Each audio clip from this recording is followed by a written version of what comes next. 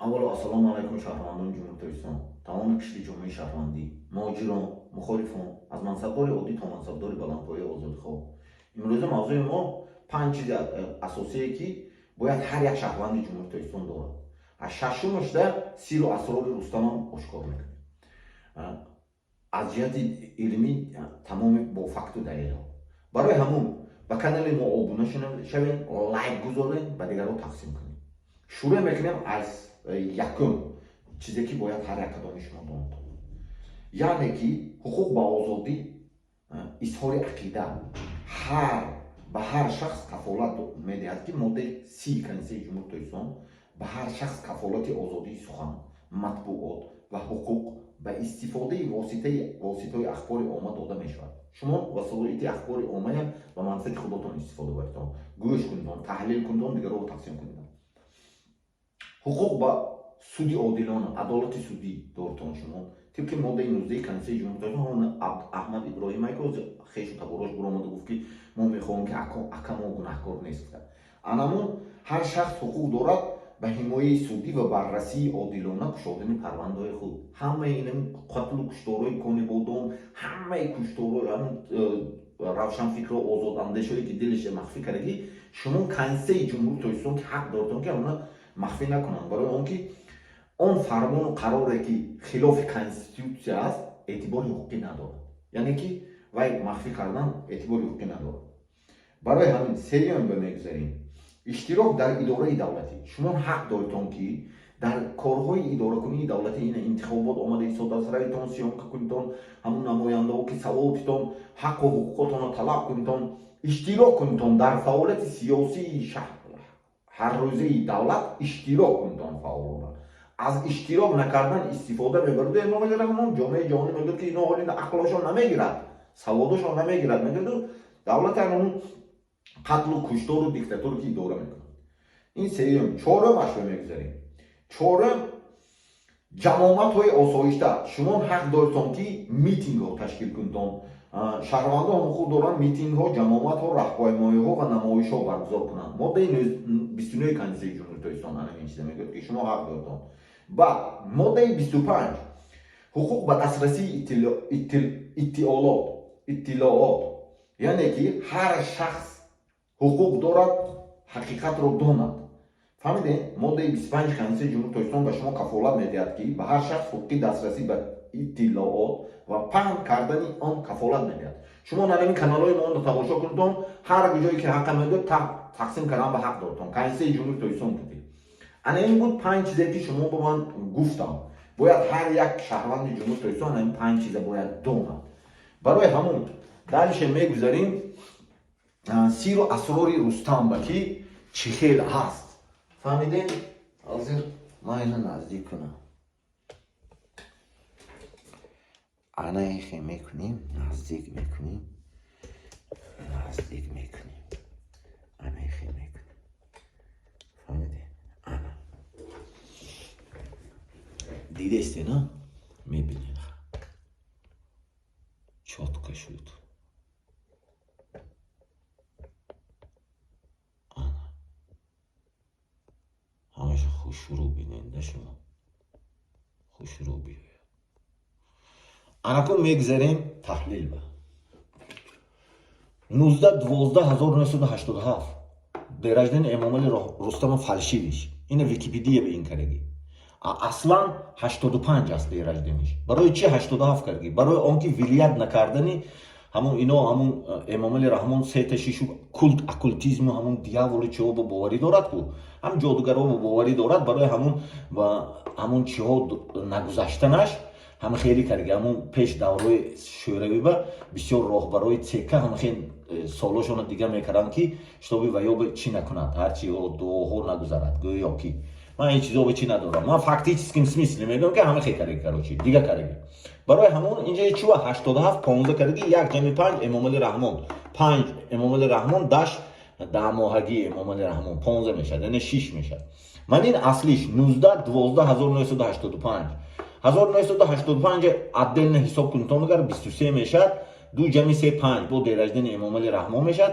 Агар ҳамаша ҳисоб кард буройтон 36 18 5 54 همه خیلی میشد 9 میشد کروچ برای همون دالش میریم دیدن دو همین کدای امام علی رحمان رستم امام علی 6 23 18 19 36 19 12 فهمیدین مثال اون سید جعفر عثمان زاده 12 میشد 3 میشد سهراب ظفر 21 میشد 3 میشد قتل و زده جنیاشون انا همین چیز من گوش کنم 16 کانی بودم کشتاری کانی بودم از 16 هم سر شد 16 یعنی 16 هم سیسیه نگاه کنید 16 اپریل 1924 19 میشد درجه رستم امام علی دیدین 22 کشتارشون کانی بودم 28 می 2024 23 میشد دیدین من 1925 23 با دویمش سوم کشتارشون ها گودکوکی کشتن کو 8 دکبر 2024 با 19 میشد با درجهش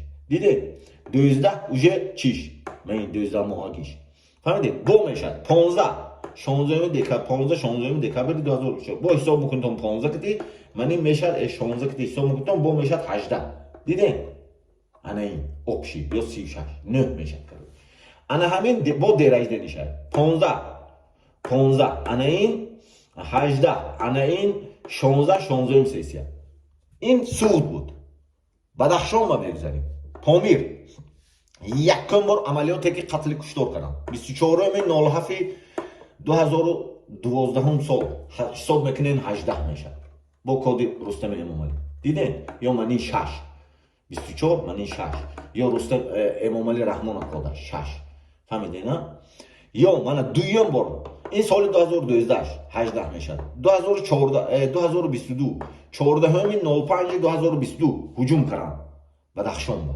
حساب میکنین 16 میشه 16 سیسیه 16 میبینین 16 پامیر بیام های اینجا کانی بودم میبینین 16 به سر شد 16 به قتل تمام شد 16 اینجا بیام هست اینجا بیام هست فهمیدین نه دیدین 16 سیسیه بر بعد عمران قوت کشتارش بیام 16 های 16 ببینین 16 اینجا بیام های عمران قوت بیام بدخشان بیام های سوخت بیام قتل به های همه جا به های 16 فهمیدین نه 16 سیسیه یا محمد باقی را کشتن 22 05 2022 15 میشد دیدین 15 من 15 درجه رستم فارسی ویشبا 87 15 میشد یعنی امام علی رحمان قتی بعد میگذاریم من بزرگمهر یاروفیو ادوکات بود کو 28 09 یعنی که اگر 28 میشد 9 کتی 19 میشد با دیدین درجه نیش یا عبدالله غربتی دلیر امام علی 15 06 2022 همیشه حساب کنیم 18 میشه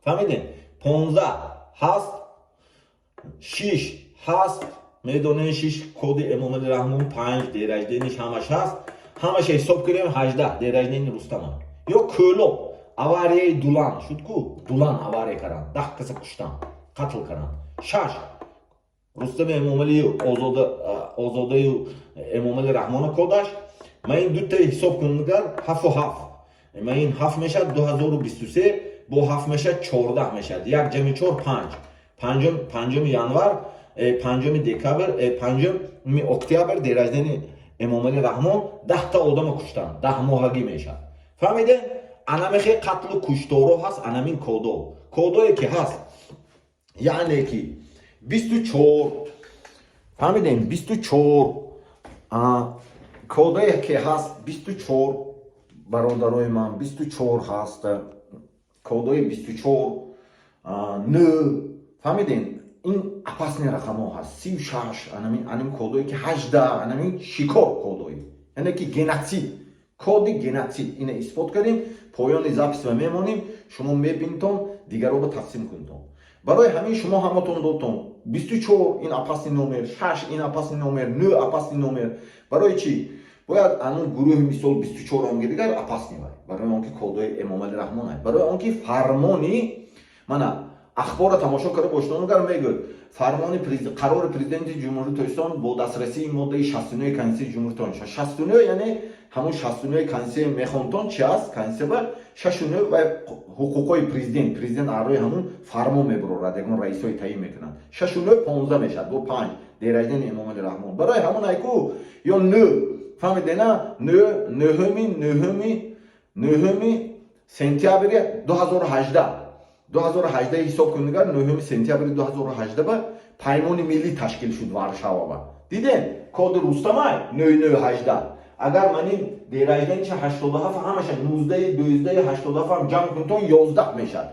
2018 ҳисоб кунтон нигар 2 ҷамъи 18 1 кати 11 мешад. Диден ҳама ҷо бо кодаш омад. Ин кодаи шумо бояд донитон. мо донем ки мо як ки шикор кара истодааст, мо як ки қатл кара истодааст, мо як аз тамоми давлатҳои дунё қапида дастгир кара дода истодан. Анам хе коду рақамо кади ҳамаша мемонем. тамошо кунтон, саломат боштон, зинда боштон. Ин буд коди Рустам ки геноциду қатлу куштору. Бояд Рустам ту дони ки ту записи ман тамошо мекунӣ, ту бояд дони ки ҳама чиро ман медонам. Аман аз куҷо ҳама чиро медонам? Падарата мепурсӣ, агар доступ дошта бошӣ дига президентҳое мепурсӣ ки аз куҷо иззат медонам. Саломат боштон, зинда боштон.